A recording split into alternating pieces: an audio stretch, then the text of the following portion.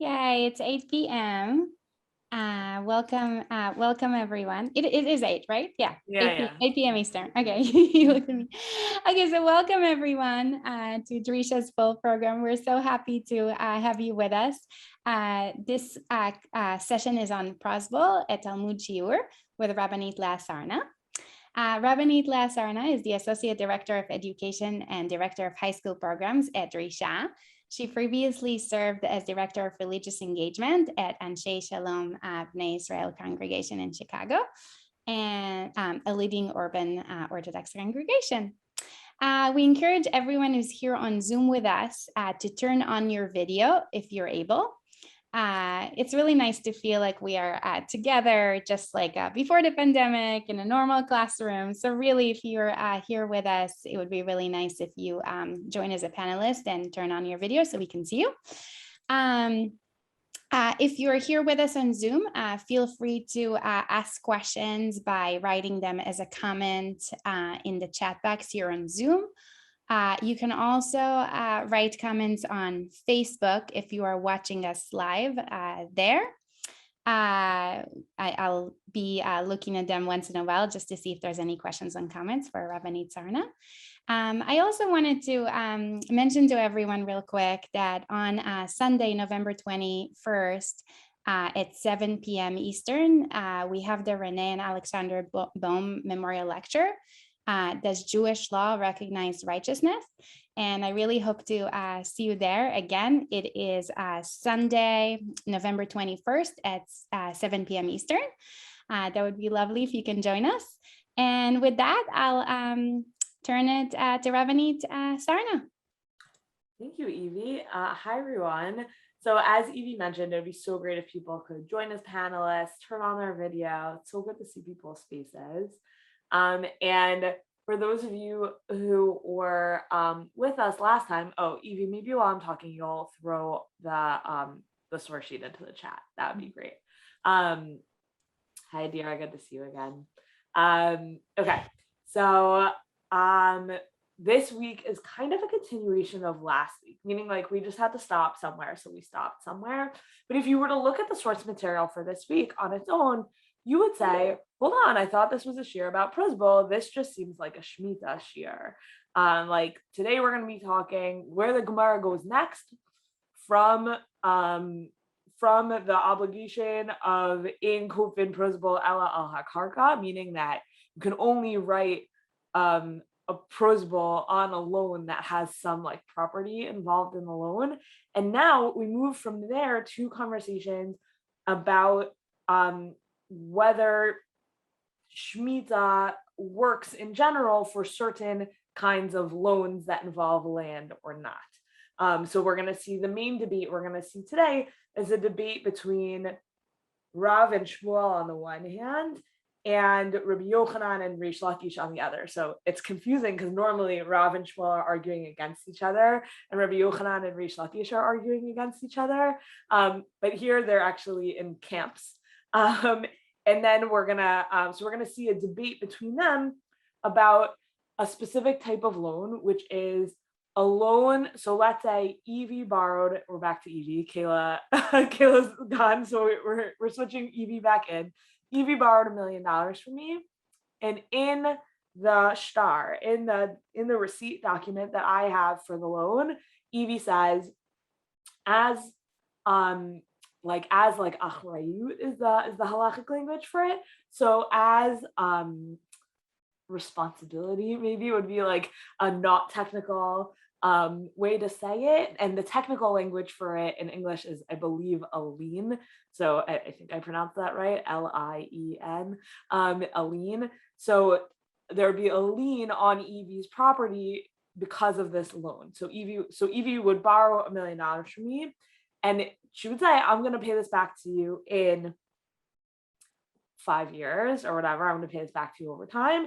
And if I don't, then you can collect from my property. And maybe she'll specify which property. Maybe she'll say all my property. We'll see that actually discussed. But the question is, it's a question that we started to think about last week. So we're really continuing on it. The question is, once Evie has said to me, you can collect from my property, is it as if I've already collected from her property and therefore Shemitah doesn't affect the loan, like the loan still stands? Or is it just a loan and this is a collateral, but the collateral doesn't, not collateral. We're going to get to collateral in the second half of this year. This is just a loan. It's how the loan is written, but the loan still, this is a normal loan and it's the normal type of loan that Shemitah would apply to. But an interesting piece of it is that obviously last week we raised up all these reasons why the minute there's like a piece of property involved in the loan, that might symbolize like me having already collected it, and that's why a Pruzbol would work on it. And now we're kind of raising this big question of like, well, once there's property involved, maybe you don't even need a Pruzbol because maybe Shemitah doesn't release that kind of loan anyways. So this is going to be right. So where we're turning now in the context of in Kotvin Pruzbol Ella al Hakarka, we're now turning to a question of, hold on, once there's karka involved, do you even need a Pruzbol? That's really the implied question here. It's not ever going to be stated outright, but I think the Gemara assumes that you didn't like spend a week in between the last year and this year. And so the Gemara just has it going straight, right? And whenever the Gemara seems like it's changing topics, as a reader of the Gemara, you're always supposed to ask yourself, is this truly a change in topic or is this the same topic from a different perspective? And I think that the latter is my argument of what we're doing today.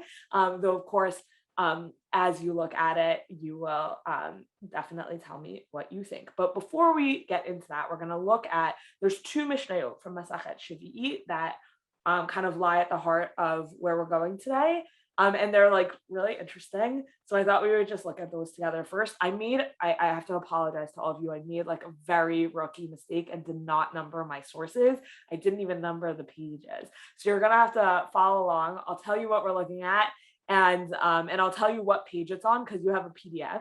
So the PDF has set pages. I'll just say it a few times to make sure everyone can like find. But for now, we're starting at the top. So that's very easy. So we're on page 1. The first source on the page, but I do apologize. I really, really try not to do that in general. Okay, so we are in Mishnah Shvi'i 10:1. Here we go. Shvi mishametet et ha-milva b'shtar v'shelo b'shtar. So the sabbatical year cancels a debt, whether there's a document written for the debt, whether I'm holding in my hand a receipt of Evie's loan, or whether I'm not holding in my hand a receipt of Evie's loan. Okay, and on that, now bump down to the Bartanura, who's gonna like, the Bartanura knows our Gemara, so he's just like thinking about it already. So he says, Bishtar, this is source 2. Okay, Bishtar, shekatav lo shtar ba'achrayut nechasim, v'shiabed karkaot al hamilva. So what does it mean with what the Bartanura says? What does it mean for there to be a document? That Evie wrote me a document, and there's and the document outlines that there's property pledged on the loan. So against the $1 million loan that I gave to Evie has pledged me property. And here's the point: Demachze kami. It looks as if I'm like holding the land as collateral. And once I'm holding the land as collateral, meaning once it's etzli, once the land is like in my hands, then the loan is essentially repaid, right? But Alpha Bichin says the Bartanura, says the Mishnah, Shvi'i Mishamtel. Nevertheless, the 7th year cancels the loan. But do you guys see, like, you have to, in a certain sense, to get into it, you have to almost like forget all the stuff we talked about last week in order to like see where he's coming from, right? But there's this like big question of like, well, once there's once Evie has pledged property to me, then like great, I collected my loan back. Now I collected the loan back in the form of property, but property is in a certain way better than money, so I'll take it, and that's great. Okay, so that's kind of our starting point. Okay, back to the Mishnah, just because the Mishnah is so great and like talking about Shemitah, and I just want you to see it. Okay. So hakafar hachanut. So this is like, in Israel, this is really common. I don't think this really happens in America anymore, but if you had like, maybe at a bar, you could have it, like put it on my tab, like that kind of thing. Like if you have like a local bar, maybe you would have like a tab there, and then you could maybe like pay it once a week or pay it once a month or however that works. So that's what we're talking about here. Kafara chanut. The Mishnah says, Eno mishametet. That's not a formal loan. That's just like you have a tab at the store. So the Shemitah does not release you of your obligations to the store. But im asa milva hareza mishami. But if you turned it into a loan, meaning if I said let's say I pay it monthly, and then Noah owns a store and I buy my groceries there and I pay Noah. I pay Noah at the end of the month. And at the end of the month, I said, no, I can't make it this month. Can I pay you back later? So thank you, Noah. That's so nice of you to nod yes. But now it's a loan. And so now actually Noah could lose during the Shemitah year, or Noah would need a right of Pruzbol, maybe in the Shemitah year. Because Shemitah now would apply to that. And Rabbi Yehuda says, it's a little confusing what Rabbi Yehuda means here, but he says harishon mishami. So Rabbi Yehuda says the former debt is always canceled. So what does that mean? Let's say I didn't pay Noah for September or for October. No, let's make it simpler for the first example. I couldn't pay Noah for September, and now it's October. So the question is, does Shemitah release both the September and the October loans? So Rabbi Yehuda would say Shemitah for sure releases the September loans. And now the question is the October one. So he says only like the last amount that I owe is the part that Shemitah it doesn't release. And otherwise, I continue to owe kind of the full amount.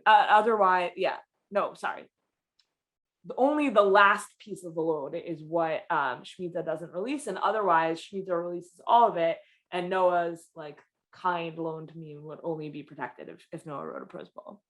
Okay, continuing that same vein, and these are all things that it's like, oh, like, are they loans or are they just like delayed payment? That's really what this Mishnah is all about. It's like on that ambiguous line between loan and delayed payment.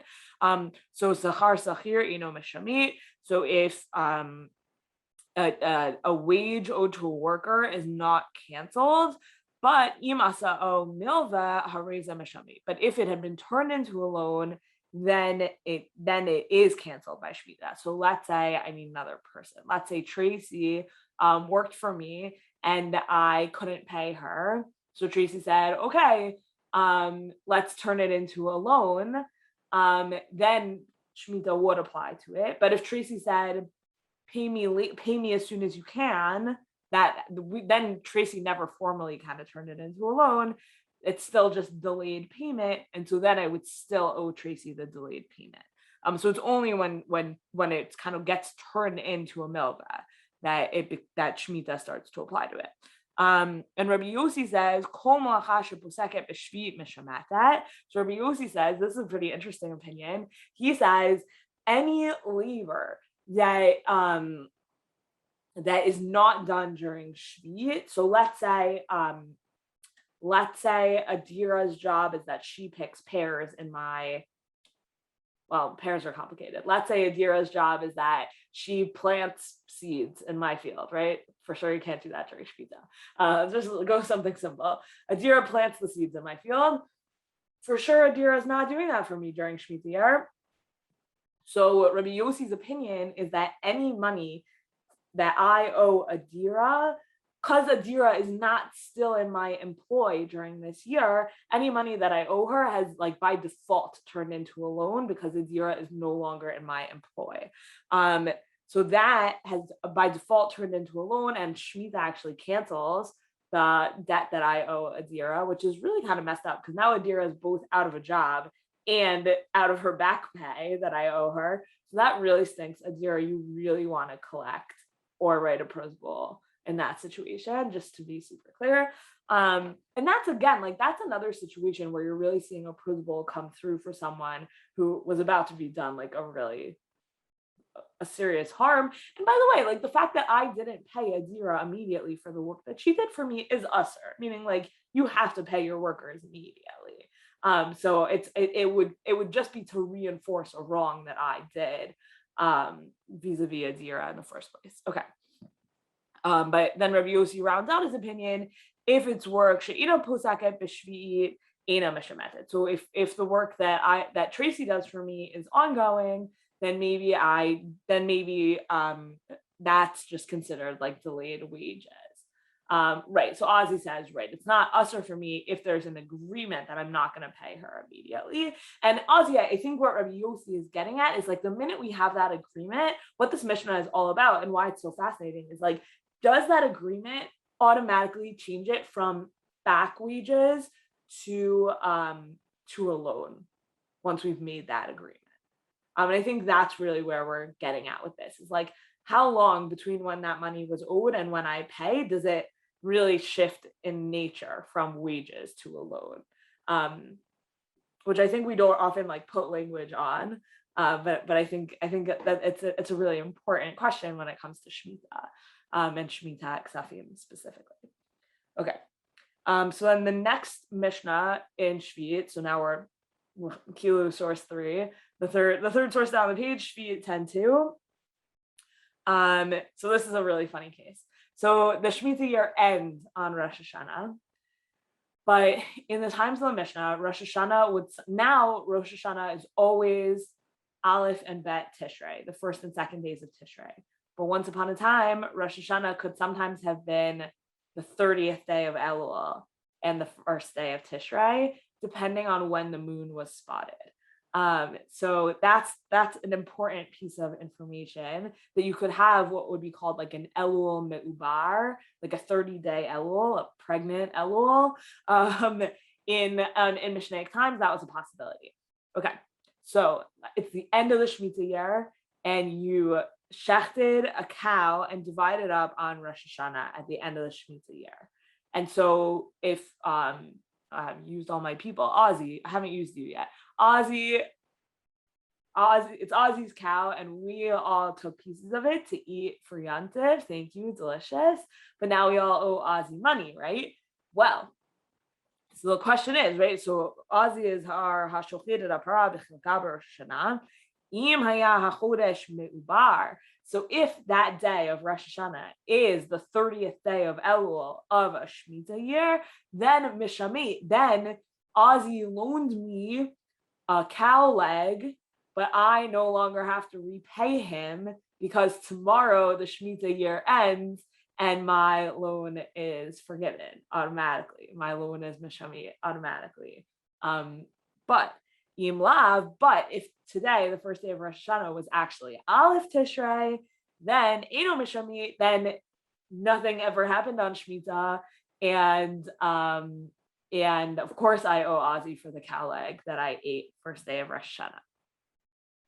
Fascinating case, but also like so real potentially. Like I love the idea of like, yeah, like great, we're like, though half the neighborhood's gonna eat this cow on Rosh Hashanah, and like now we're gonna pay you for it. Like, I don't know, there's something that's just like very, very honest about that. Okay, people who are owed fines by an act of the Beit Din. So ha-ones ha-mefata motzi shemra. So someone who owes a fine for a rape or a seduction or a defamation, or komas a Beit Din, any kind of fine that was brought about by obligation of the Beit Din in Mishamtin. So any fine brought about by the Beit Din, Shemitah does not mishamit.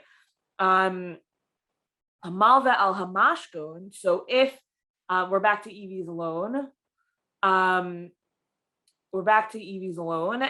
Evie took out a loan for $1 million and gave me $1 million worth of diamonds. So not a piece of land, diamonds, right? Metaltalin, a collateral. Or so in that case, or the case of homoser shtar tavla Beit Din, or if I took my my document of the debt and handed it to the Beit Din, in both those cases, in both of those cases, the debts are not remitted. And we're going to talk about that case of Evie and her diamonds. That's going to be the very last case in our Gemara today. Okay. All right. So those were just like two super interesting Mishnayot. Very glad that we got a chance to look at them together. Let us now turn to the Gemara. So if you are in the book, you'll see a tosut that starts Shani. That's basically the line where we're at.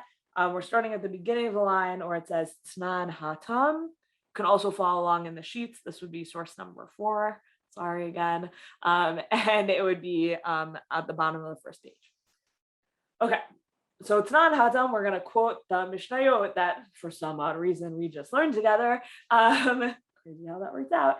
Okay. So Tnan Hatam, Hashvi'it Meshametet, and Hamalva and Milva Ben Bishtar Ben Shelo Bishtar. So the Shemitah year, Shemitah is the Shemitah year, cancels the debt, whether there's a document or not a document. Okay, so here's opinion number 1 about what that Mishnah means, and this is the opinion of Rav and Shmuel together. And again, this is confusing for people who are used to having Rav and Shmuel argue, but here they are agreeing with each other. Okay. Rav and Shmuel the Amrei Travaihu, Bishtar.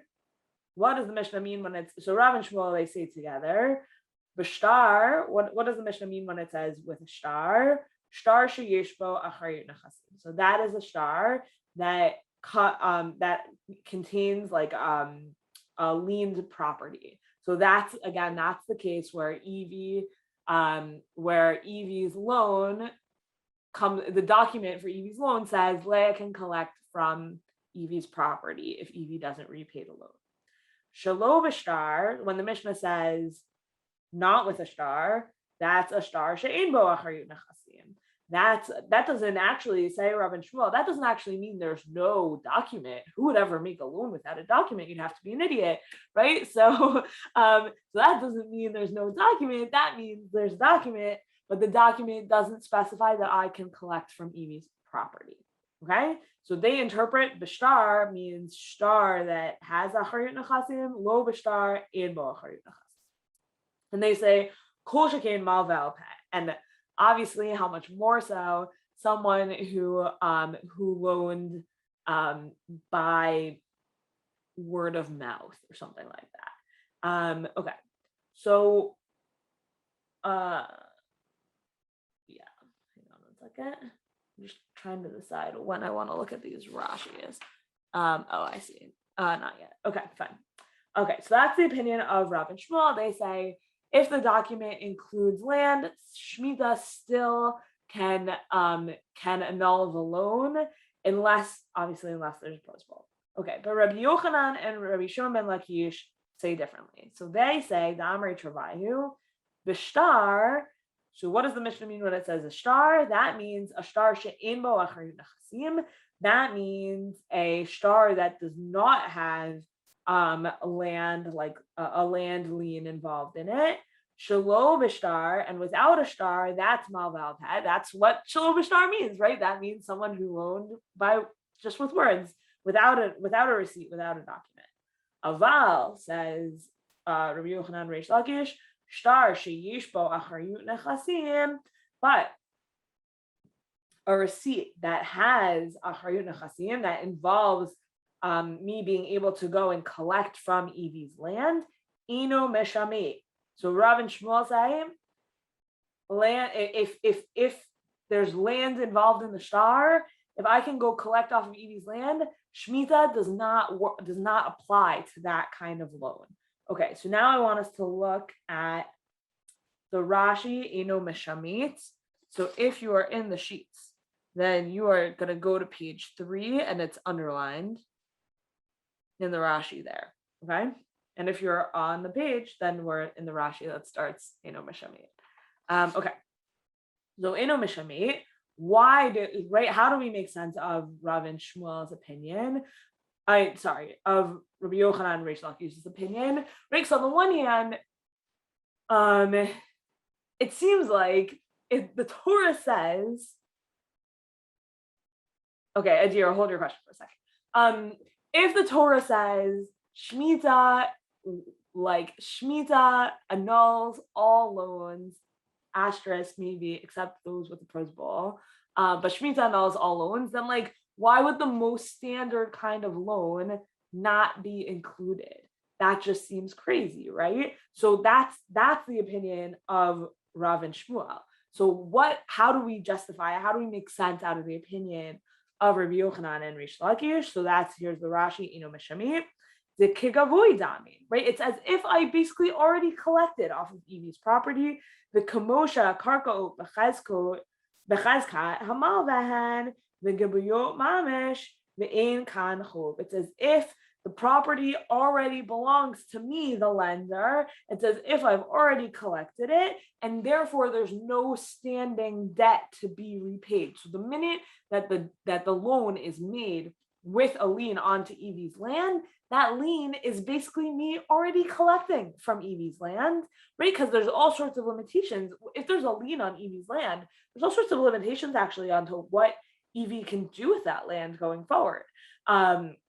Right? Because if I'm supposed to collect a debt off of Evie's land, like Evie can't so easily just like sell the land. And think about that. That's quite familiar, right? Like if you have a mortgage on your home, you can't just like sell your home to someone else and leave the bank in the lurch. Like if you have a mortgage on your home and you sell your home, your bank is basically in the sale with you, and they take a big hunk out of that ultimate repayment, and that's how it works to sell a home that's mortgaged, right? So that's basically what happens here, right? Like, yeah, I'm basically the bank in this scenario. Evie wanted to buy a home. She took out a big loan from me, and I said, and in exchange, if she doesn't repay me, I'm gonna go collect on her home, right? That's like it's the most normal kind of loan. Whatever. And I'm not, unlike a normal bank, I'm not collecting interest because I'm Jewish and she's Jewish. But still, right? So on the one hand, we have the opinion of, just to review, we have the opinion of Rav and Shmuel who say, yeah, that is the most normal kind of loan. When the Torah talks about Shemitah Ksafim, and loans being remitted during the Shemitah year, that's obviously the most obvious kind of loan, needs to be included in that. And on the other hand, you have the opinion of Rish Lakish and Rabbi Yochanan who say, it doesn't make sense because the minute I have so much power over Evie's land, she can't sell her land, there's all sorts of stuff she can't do with it, then it's basically as if I've already collected it. It's already mine. So how could the Shemitah be Mishamit a loan that I've already collected? If that's how Shemitah works, then you would never have any loans because you would just always lose all your money, right? Like that would be the case. Like, oh, I made a loan in the first year, I collected in the fifth year, and then somehow during the Shemitah year, it went back to the person I loaned it to. Like that's basically Rabbi Yochanan and Rish Lakish are saying that's basically what this is like. Like that's crazy. If the loan has already been collected, then Shemitah doesn't remit the loan. Okay, so Adira said, is that with a Pruzbol? And now I forget what you were asking that about. Do you want to just come off mute and say what your question was? Yeah, it was about Rish Lakish, I forgot which one of the two. The second opinion. Yeah, Rish Lakish and Rabbi Yochanan. Yeah, so they say that it's canceled. Like if you have land, then it's Mishami. Or no, it's not Mishami. You don't need a Pruzbol. Oh, so you don't even need a Pruzbol if you already have land? Yeah, so if there's a lien built into the loan, then you don't need a Pruzbol because the loan is over, as if, meaning it's as if the loan is over. And so I forgot which rabbi, the one who made the Pruzbol, like this was, you don't even need a Pruzbol, like, so why was the Pruzbol even made if? No, Pruzbol is made for other kinds of loans, for the two other kinds that they specify. So Pruzbol is made for loans that don't involve property, and Pruzbol is made for loans that that don't have receipts at all. But I thought you could only make a Pruzbol if it's associated to land. Good, but that makes perfect sense with this, right? Because we're always trying to figure out, like, how does Pruzbol work? How is Pruzbol even possible? So then you could say, oh, actually, the mechanism of Pruzbol, right? We've had two different mechanisms so far of how does Pruzbol work. One is like the Beit Din, right? The most effective one we saw so far is like the Beit Din just makes stuff hefker. That was Rava's opinion. Abaye said it's a shiv va'al taseh. You're just like not doing, you're just not remitting a loan, or you're just not collecting the loan, maybe, right? Okay, but this would be a third one, right? So this would be an opinion that says, if you were to follow this opinion, and we're going to see in a second that we don't follow this opinion, but if you were to follow this opinion, lahalachan, you're going to say, yeah, Pruzbol is not needed in any loan in which there is land. Then by requiring there to be land in a Pruzbol, you're actually saying, like, the main point of the Pruzbol is actually the land transfer, because then the minute you've added in land, the Pruzbol is actually unnecessary. Shemitah doesn't actually work, right? Shemitah doesn't actually apply anymore. So the main mechanism of Pruzbol is then the ein kodvin Pruzbol ela al hakarka, and the minute that there's karka, there's actually no need for a Pruzbol, because there is because Shemitah doesn't remit that loan at all, because it's as if the loan has already been collected. And that's actually, maybe then that's really what the Pruzbol is. Pruzbol is just a document that solidifies, like, this loan was made over land, and therefore Shemitah doesn't work for it anymore. So it's just like an extra thing, but really once you have land, you don't even need any really extra. It's just, yeah. So that's this like tantalizing opinion that's being like put in front of us here in this opinion of Reish Lakish and Rabbi Yochanan. And that's why I'm saying that, like, we have to read it as consecutive to what we learned last week, because we're in the middle of this conversation about ein kodvin Pruzbol ela al hakarka, and all of a sudden, the minute there's karka, maybe Shemitah doesn't apply at all, and that gives great insight as to, right, because last week we did a lot of back and forth of, like, why would you need land, and what's the land actually doing, and and here all of a sudden we have this very tantalizing option of, oh, I know what the land's doing. The land means that Pruzbol isn't such a crazy invention at all. Pruzbol is just giving a document to the effect of, this loan has essentially already been collected because it was a loan made on property. So it's nothing radical. That's the like tantalizing option here. Noah, you are giving a confused or pensive face. Okay. If you care to share your thoughts with us, we would certainly enjoy to hear them. Okay. But here's why we're going to know for sure that this option is going to be rejected. So we just put forward this like super tantalizing option that actually the mechanism of Pruzbol is karka, and that karka, once there's property involved, the property means that it is a type of loan that no longer actually is remitted by Shemitah at all, even on a Torah level, and therefore Pruzbol is just like an extra funsies formality. Okay. That was so fun, but now we're gonna see. Okay, there's a big scholarly debate about whether agadita and halacha are like actually different in the Gemara, or whether they're actually the same. And the Gemara thinks that like agadita carries halachic weight, and we're about to see a case where the agadita obviously carries halachic weight. But you can always, like, whenever you come across an agadita in the Talmud, you can always ask yourself that question. I didn't actually bring for you this week, probably a mistake, but I didn't bring for you like the Shulchan Aruch, but Shulchan Aruch makes very clear that we do not hold like Rabbi Yochanan and Reish Lakish. And here we're about to see why. Oh no, sorry, I misspoke. We have to see the following Breitut before we get to the story. I jumped the gun. I'm so sorry. Okay.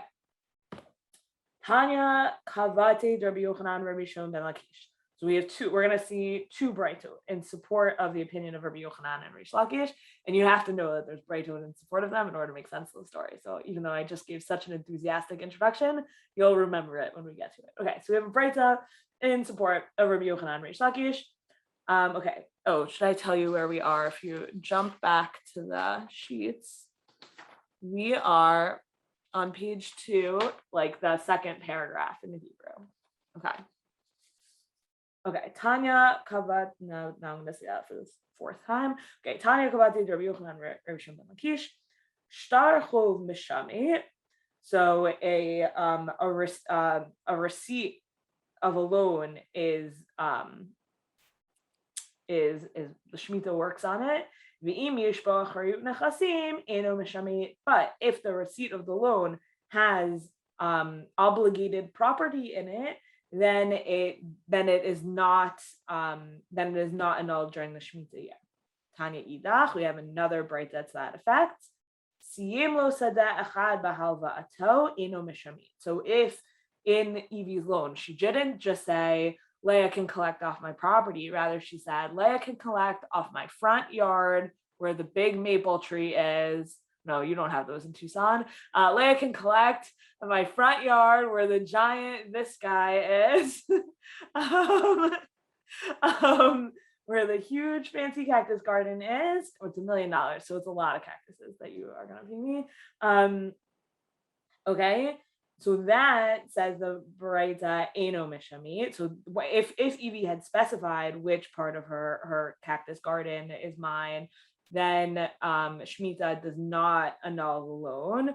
The lo'od ela afilu katav kol nechsai achrayin varvayin lach eno mishamit. And more than that, if Evie had written, all my property is obligated to you and collateral to you, then similarly Shemitah doesn't abrogate the loan. So whether Evie specified what property or didn't specify what property, this Breita says, as long as there's any property involved, specified or not, as a lien, it's as if I've collected it. Rashi comes to say that, I think,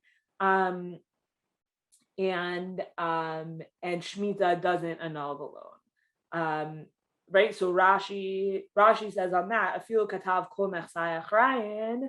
Rashi says, "Delo dami legavoy kolkach." Right, in that case, when Evie says, like, "Oh, all my property, my entire giant $4 million cactus garden," let's say, yeah, I know, Evie, you're so fancy. Okay, so then, but she only owes me a quarter of that because the loan is only $1 million.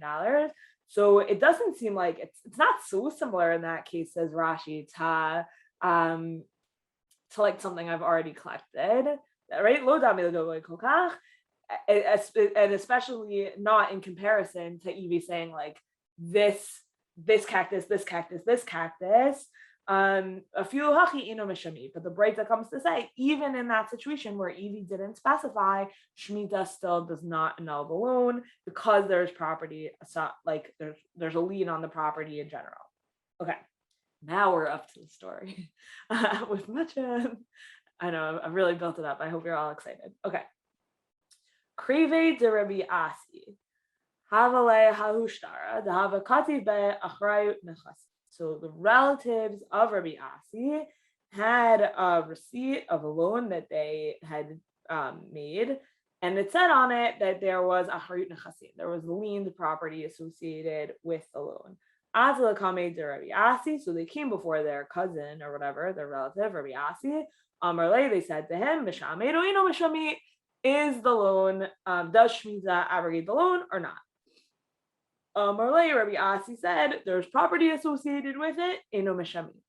Property associated with it, therefore it does not, therefore Shemitah doesn't affect the loan stands. Shavke va'atal kamed Rabbi Yochanan. The relatives left their cousin Rabbi Asi and went before Rabbi Yochanan. That's a very questionable move. You should all notice. Right, you went to your cousin, the rabbi, he gave you an answer.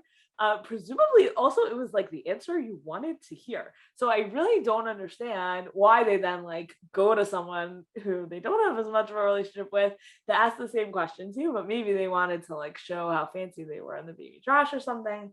So they go before Rabbi Yochanan. Or maybe the other guy, maybe the person who had taken out the loan was like, no, I want a second opinion, and had dragged them to Rabbi Yochanan. Maybe that's the like MS of the story. Anyways, okay. Right. So Shav came out to the Rabbi Yochanan, and Rabbi Yochanan says, mishamit. Rabbi Yochanan said, no, Shemitah does apply to this kind of loan. Author of Asi Lakamei Rabbi Yochanan. So Rav Asi heard about this, and he came before Rabbi Yochanan too. He follows his cousin, comes before Rabbi Yochanan. Amarle, Mishamir, Mishamir. He said, hold on. it's abrogated or it's not abrogated. Amar le meshamit. He said it's Shemitah annuls the loan. And then Rav Asi says back to him, hold on. V'hamarhu da'amar eno meshamit. But you yourself are the one who said that Shemitah doesn't annul this exact kind of loan. What is happening? Says Rav Yasi. Amar le. This is great. Just because I think that's like the right thing to do, you think we should actually do it? Which is a totally nuts thing to say. It's Rabbi Yochanan. The answer to that question is yes. Right, so you can look at the Rashi, midamim, but right, so it seems right in our eyes, and it seems appropriate to us. But this isn't what we inherited from our teachers. We should do a thing to take his money away from him with his hands, meaning if right, who are we taking money away from? We're taking money away from Evie. So if we say that Shemitah annuls the loan, then Evie gets to walk with my $1 million. But if Shemitah doesn't annul the loan, then I get to collect money from Evie. So right, Evie is like the person who's holding the money right now. That's an important piece of this. So then Na'aseh Ma'aseh is we're gonna actually based on a teaching that we didn't hear from our teachers, we're gonna go take money away from Evie, says Rabbi Yochanan. Amar le, but Rabbi Asi says back to him, V'hatanya kavate damar, but there's brighto in support of your opinion. Like, how could it be? Like, it's not just like, oh, you made it up. Like, you have earlier materials in support of what you think. Amar le, Rabbi Yochanan says back to him, Dilma hahi beit Shammai. I think those breito might be Shammai breito. The amre shtar ha'omed legabot kegavui dame. Because Beit Shammai are the ones who say that a receipt that is standing about to be collected, it's as if it's already been collected. That's a Beit Shammai opinion, says Rabbi Yochanan. So even though it makes a lot of sense to me, I can't rely on those breito because I don't know their provenance, and I suspect that they're Beit Shammai breito. And if they're Beit Shammai breito, we don't paskin like that. Okay. Crazy, fascinating stuff happening here. I want us to turn to the Gemara in Sota, where we see this statement or this like opinion approach of Beit Shammai. So that is on page 4. Okay, just nod along if you think you have found it. So Sota 24a is the Mishnah, and then I should have mentioned that Sota 24a is the Mishnah. It says so on the Hebrew side, and Sota 25a is then the Gemara. All right, so here is the Mishnah. Manidin metu ba'alehan ad shalosh shatu. So we're talking about a sota. So this is a woman whose husband suspects that she has slept with another man, and she's being brought to the Beit HaMikdash to undergo this whole crazy ordeal. But in the meanwhile, her husband died. Does she still have to drink the sota water and go through the whole ordeal? It's not such a crazy question. I'm sure it could happen, right? Like, people died back then all the time. People today still die all the time. And people die even in the middle of marital strife. I hate to break it to you.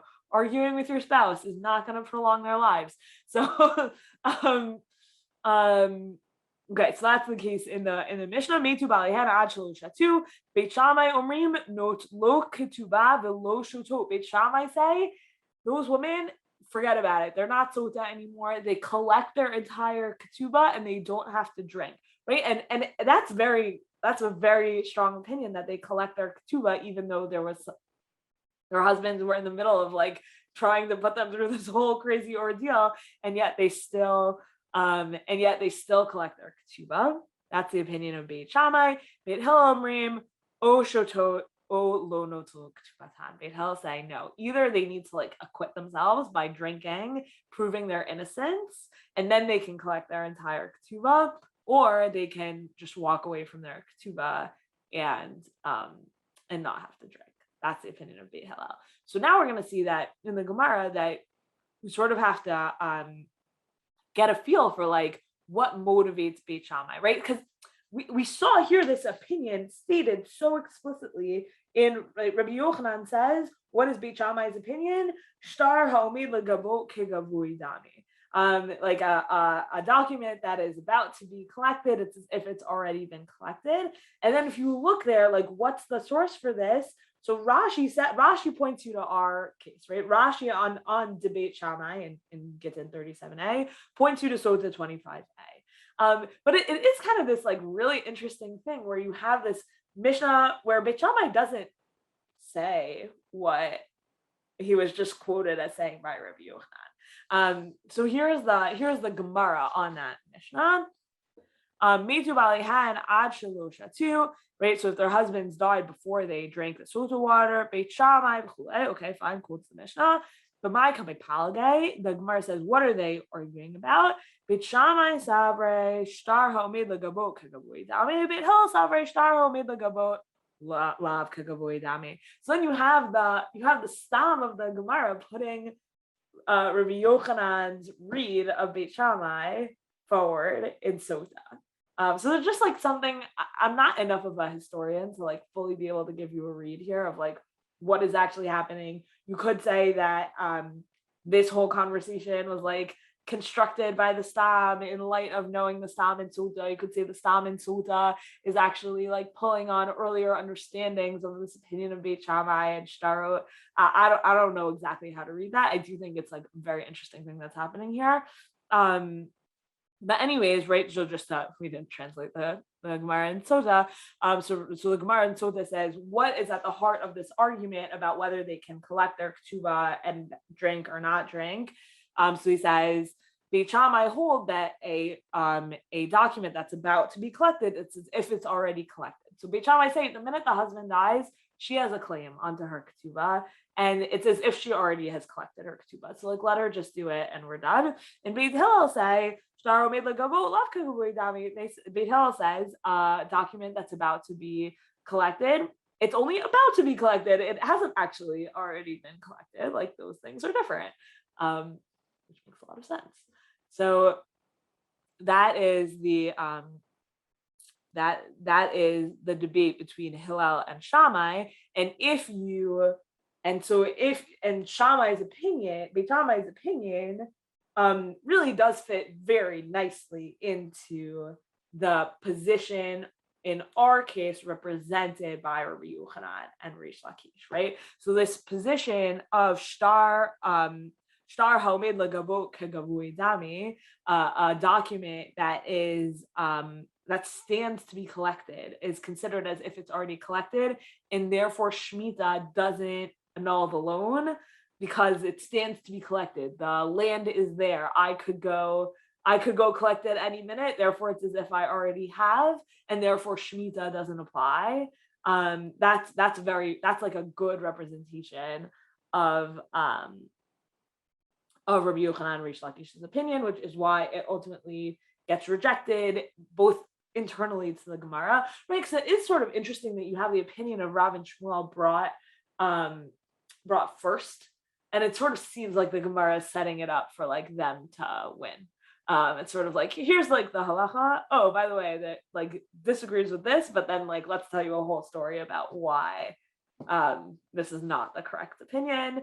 And in fact, like when we come around to halacha, nobody actually paskins like Rabbi Yochanan and Rish Lakish, which would normally be unusual, except that it got rejected within the Gemara here already.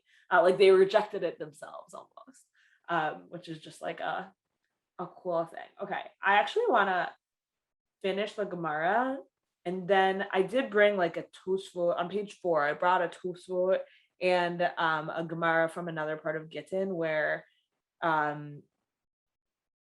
it also brings in like, at what point is a loan considered as if it's like, at what that Gemara gets to and what the Tosfot is talking about is like, if there's a loan, how, like when is the loan as like, when's the tipping point in the loan that makes it as if I already collected it. So that the Gemara is talking about ketubah again, because ketubahs are like very, very, very strong loans, right? Like in a ketubah, it says like at least my ketubah says like I can collect from my husband's property even if there's a lien on it. So even if, let's say, my husband owed money to Evie, I could still collect off that property. Like I would get first dibs on the property. So ketubah is like a very, very, very strong receipt.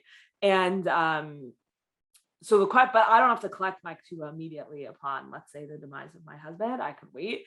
So at what point does it become like a loan as opposed to, right? So that, and at what point does Shemitah start to apply? So like if my husband had passed away and I hadn't collected the ketubah from my children yet, let's say, at what point would I actually like lose out on it because of Shemitah? So that's a super interesting conversation that's happening there in Gittin, and maybe we'll look at it. But I just want to finish the Gemara here first, because I do kind of want to like get through the whole Pruzbol part of the Gemara, and we only have one more session after this. So I'm like gonna trudge ahead here anyways. Okay, so now we get to our second Mishnah from Shiur. So if we're back in the Gemara, all right, let me just tell you where we are. Okay, if we're on page 2, and we're at the bottom like paragraph in the Hebrew, it starts Tanan Hatam. If you're inside, then we're after the period. 1, 2, 3, 4, 5 lines up from the skinny lines. Okay. Tanan Hatam Amal ve'chavero ma'od al hamashkon ma'moser shtarotav levitin in Mishnah. So we saw this in the second Mishnah we looked at in Shiur. If Evie, this is the case where Evie gave me diamonds as collateral, so no longer, I know Evie's a very fancy person, and instead of her cactus garden, now it's diamonds. So she let me, I gave her $1 million loan, she gave me $1 million in diamonds, or I'd taken my star from my loan for Evie and had given it over to the Beitin. Shemitah does not annul either of those loans. Okay, the Gemara says, okay, it makes sense. The case of the person who gave their shtarot to the Beitin, that makes a lot of sense because the Beitin they can go seize whatever property they want. Ella malva ella mashko my time, but the person who the loan that has collateral against it, why does Shemitah not annul that loan? Like, seems totally reasonable. Shemitah should annul that loan, just like Shemitah annuls all these other kinds of loans. Amar Rava, mishum detafas. So Rava says it doesn't annul the loan because I've essentially already collected the loan. I've already seized the property because I'm literally holding Evie's diamonds in my hand, so they belong to me. Amar le Abaye. Abaye says, wait, do Evie's diamonds actually belong to you? But we have this other case where it doesn't seem like that works. So he brings a case that is discussed at length in Bava Metzia Samech Zayin Amud Bet. And that, okay, let's read what he says, and then I'll tell you a little bit more about the case. So Amar le Abaye el me'ata helvehu v'dar bechatziro detafis lei hachinami zlo mishami. So he says a case where I lent Evie money, and in exchange, Evie said, or as collateral, Evie said, you can come and live on my property. Like literally, I have $1 million of your dollars, and in exchange, you're gonna come and live inside my cactus garden. I have a great cactus garden guest house, and you're gonna live there. So the question is, does Shemitah similarly like not because I'm living, right? It says this is a real case. It's not just the document says I can collect from Evie's property, so it's as if I did. This is like I'm literally currently collecting from Evie's property because I'm living inside of Evie's cactus garden. Okay, you guys see the difference, right? All the cases we've been talking about before were like Evie says, if I don't repay you, this part of my cactus garden is yours. But now it's like Evie has not repaid me yet, and I'm living inside of her cactus garden. Okay, so very different cases. The cases are different. Okay, but in that case, the Gemara in Bava Metzia says that actually Shemitah can still annul that loan. The loan by which I'm living inside of Evie's cactus garden, Shemitah can annul that loan, says the Gemara in Bava Metzia. And the reason why is that the minute Evie pays up her loan, the Beit Din can literally like come and physically remove me from Evie's property. So it's not as if I own Evie's property, because unlike the diamonds, where like if Evie came and said, I want to like, give me back my diamonds, I want to repay you, like well, let's see, actually, I'm not going to jump the gun on that. Let's finish the Gemara, right? Because it kind of seems similar, right? If Evie came and said, okay, here's the money, give me back my diamonds, I would in fact have to give Evie back her diamonds. So that seems quite similar to like me being bodily removed from the cactus garden home that I've been dwelling in. But in fact, says the Gemara, it is not. This is Rava responding to Abaye. Rava says, Amarle Shani Mashko. No, collateral is different. Zakanile, because I actually am a full owner of the collateral. And how do we know that? We know that from the opinion of Rabbi Yitzchak. The Amar Rabbi Yitzchak, because Rabbi Yitzchak says, Minayin labal chov shekune mashkon. How do we know that the lender acquires the mashkon? Shnamar uachati yatzedakah, as it says, and for you it will be kindness, and we're gonna look inside on page 3 in a second. Im ino konet tzedakah minayin, and if I didn't actually acquire the collateral, then what tzedakah am I doing? I'm not actually doing any tzedakah. Mikan lebal chov shekone mashkon. So from here you can see from the Torah that the lender actually does acquire the collateral. Okay, so what does that mean? So now we're in Devarim 24:10. Ki tashev mashat me'uma. So when you make any sort of loan to your countryman, lo tavo el beito avuto. You don't go into his house to seize the pledge. So this is a case where Evie said, I have diamonds for you in my home. I gave Evie $1 million. The Torah says I cannot barge into Evie's home and scoop up Evie's diamonds. Rather, bachutz Talmud, you have to remain outside. And then Evie, who's the person who's loaning for, who's borrowing from me, will bring the diamonds out to me outside. Right? I can't go into Evie's home, says the Torah. V'im ish anihu lo tishkav ba'avoto. And if Evie is very poor, then I can't like sleep. I can't go to sleep inside of her pledge. So let's say her pledge is no longer diamonds, but let's say maybe her winter coat, and maybe she doesn't live in Tucson, but somewhere cold. I can't spend the night with Evie's winter coat. Rather, hashiv tashivo et ha'avot kevo hashemesh, but rather at sunset, I have to return the winter coat pledge to the borrower. V'shacha v'salmato uverachacha ulachati yatzedakah lifnei Hashem elokecha. Rather, you have to return the pledge at sunset so that she can sleep in her clothes, and she'll bless you, and it will be in your merit. So the Gemara says, how can it be in your merit if the pledge didn't belong to you? Like if the pledge ultimately belonged to Evie this whole time, then why are we supposed to think so highly of the lender for giving the pledge back? The answer is that the collateral actually belongs to the lender, and therefore they get points for giving it back overnight, A. But B, because the collateral actually belongs to the lender, the Mishnah says that any loan made al hamashkon, any loan made with collateral, Shemitah doesn't annul the loan. So just to like recap the halacha that we've seen today, Shemitah does apply to loans made with liens on property, even though it's very appealing to say not on a few different levels, on like a logical level, on a how does Pruzbol work level. But we saw that actually maybe that's like a Beit Shammai opinion, and that made us uncomfortable with it. So we moved past that. So Shemitah does apply to loans that have liens on property, because that is a loan that has not actually been collected. It even doesn't apply to, let's say, not only is there a lien on Evie's property, but I've moved into Evie's property, so long as I can be removed from Evie's property, should Evie, like at the minute that Evie repays the loan, I do not own that property. Shemitah can apply to that kind of loan.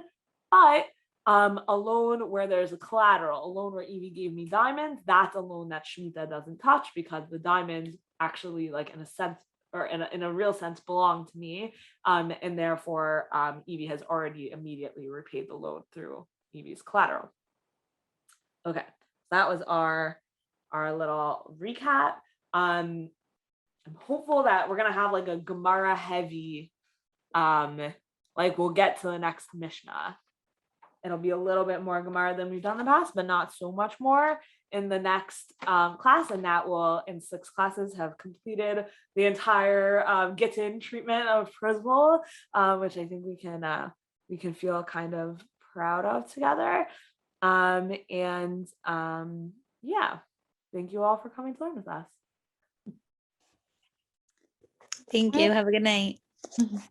Thank you so much, Rabbanit Sarna, and thank you everyone who joined us today here on Zoom and Facebook and on Drisha Live. We will be live again tomorrow, Tuesday at 8 p.m. Eastern, with the last class in the session on prayer and the prayer book. The Shiur is a guide to prayerful reflection with Rabbi Silber.